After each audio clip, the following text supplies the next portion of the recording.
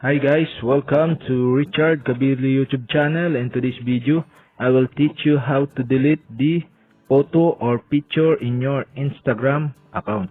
So okay guys, but before we start, kindly subscribe to my YouTube channel by pressing the subscribe button and the bell to notify you if I have new video. So okay guys, let's start. You only have to do is go to your Instagram application in your mobile phone. Click Instagram. Okay guys, in your Instagram account, click the profile picture on the lower right side on your screen. So okay, click the profile picture.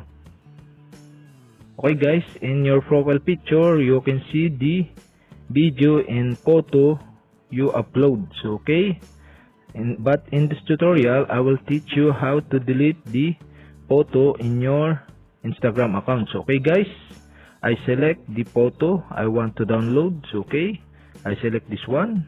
So okay guys, you can see the three dot on the upper right side in your photo you want to delete. So okay, click the three dot. So okay guys, we have a pop-up and you will see the menu and select the delete. So okay, click delete. So okay guys, another pop-up and confirm deletion. So okay, all you have to do is click the delete. So okay guys, deleting. Okay guys, your picture or photo are now deleted. So okay guys, if you have a question, kindly comment below. And don't forget to hit the subscribe button and the bell to notify you if I have new videos. Okay guys, thank you for watching.